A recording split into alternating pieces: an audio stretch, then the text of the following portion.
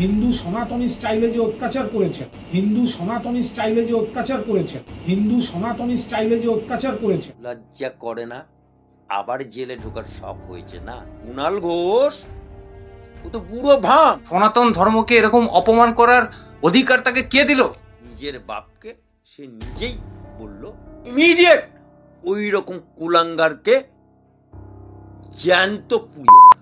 সনাতনী কালচার ধর্ষণ, মুসলমানি কালচার ধর্ষণ, খ্রিস্টানি কালচার ধর্ষণ, এই প্রথম মুখে শুনলাম। সনাতনী ধর্মকে গাল দিল, হিন্দু ধর্মকে গাল দিল।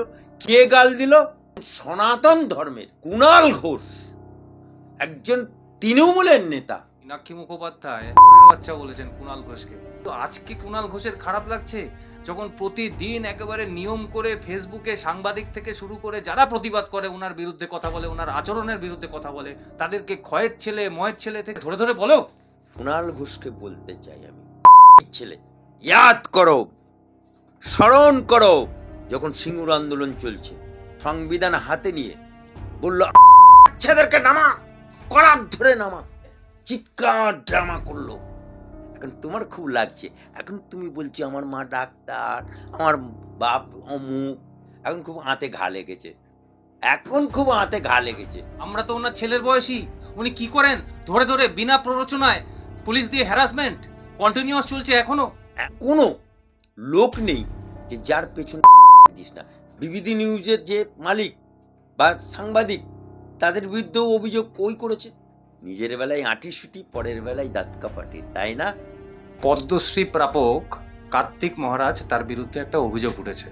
তিনি যদি দোষী হন তার শাস্তির ব্যবস্থা করা হোক, কিন্তু সনাতনী স্টাইলে তিনি অত্যাচার করেন মুর্শিদাবাদের আশ্রমে বলছেন কুণাল ঘোষ।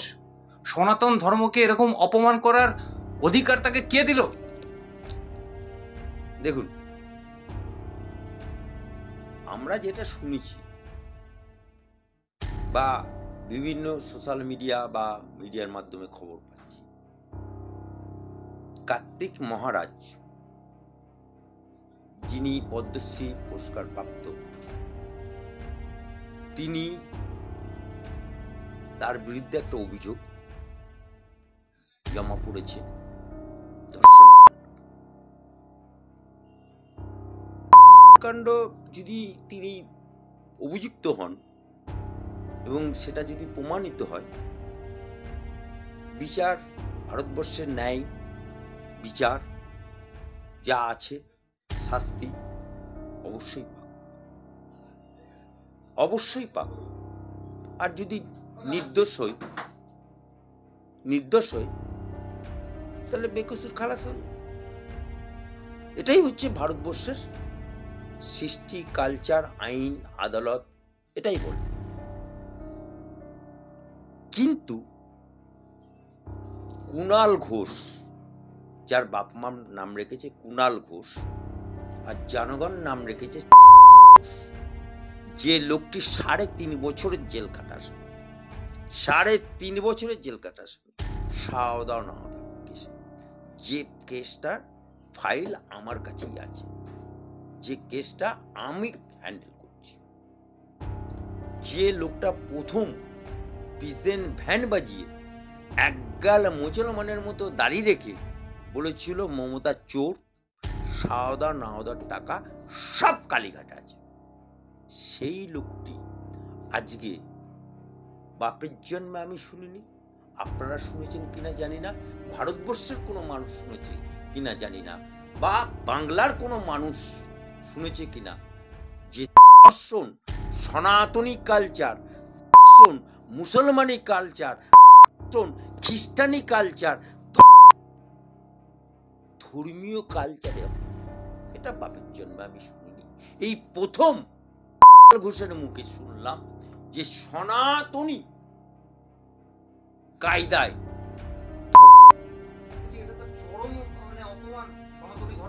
দেখুন, এই কুণাল ঘোষ কুণাল আহমদ না, কুণাল লস্কর না, কুণাল শেখ না, কুণাল হাকিম না, অর্থাৎ কুণাল ঘোষ মুসলমানের বাচ্চা, সেও কিন্তু সনাতনীর বাচ্চা, ঘোষ সনাতনীর বাচ্চা, অর্থাৎ সনাতনীর বাচ্চা হয়ে সে সনাতনী কে গাল দিল, অর্থাৎ নিজের বাপকে সে নিজেই বলল, গালাগাল দিল, নিজের ধর্মকে সে নিজেই গালাগাল দিল, সনাতনী সমাজকে উনি গাল দিল, সনাতনী ধর্মকে গাল দিল, হিন্দু ধর্মকে গাল দিল। কে গাল দিল? কোনো মুসলমান দিল না, কোনো খ্রিস্টান দিল না, দিল কে?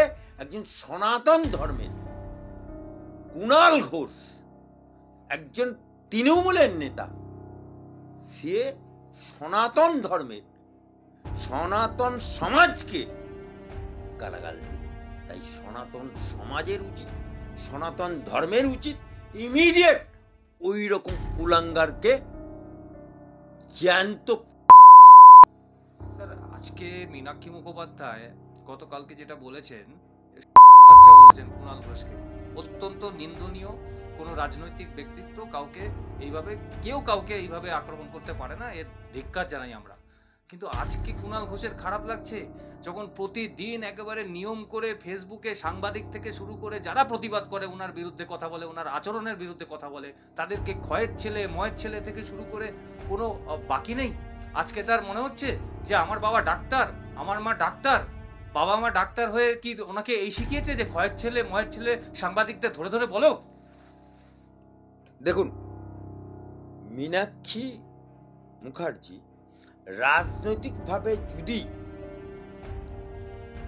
ওনার নাম ধরে বলেনি, ওনার নাম ধরে বলেনি, বলেছে ওনার নাম ধরে বলেনি,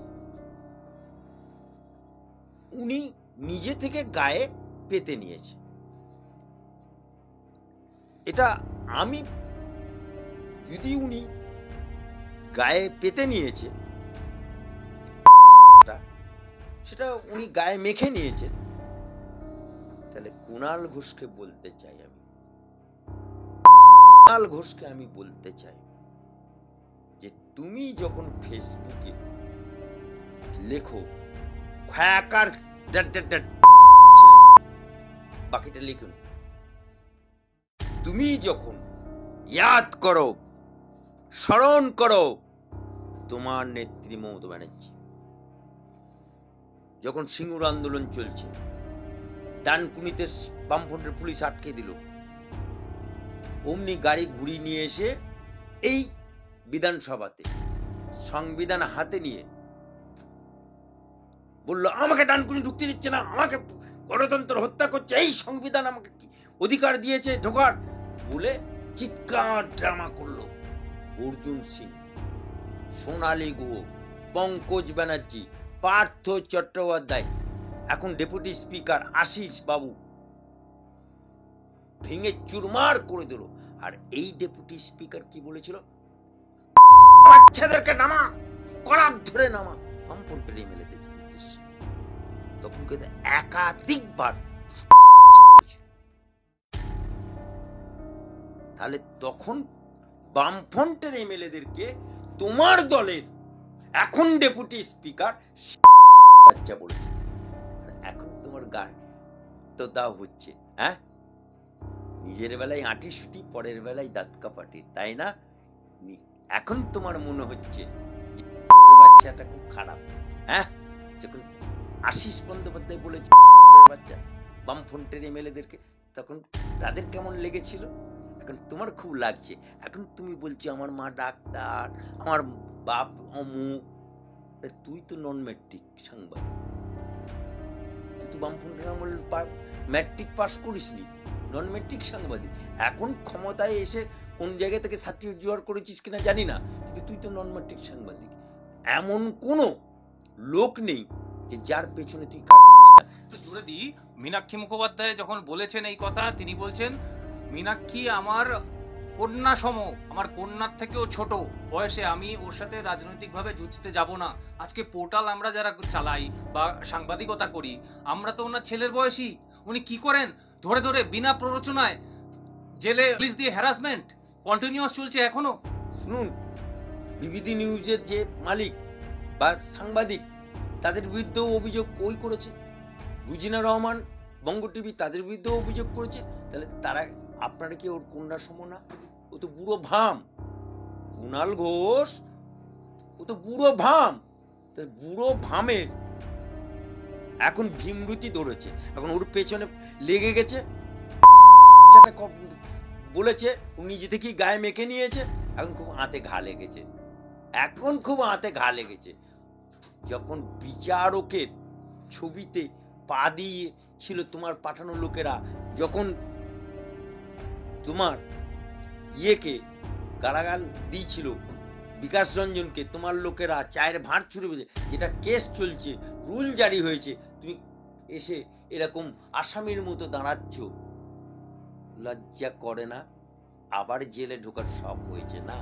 ফাইলটা খুলবো যেদিনকে, সেদিনকে 15 দিনের মধ্যে আবার কুণাল ঘোষকে দেখতে পাবে জেলে।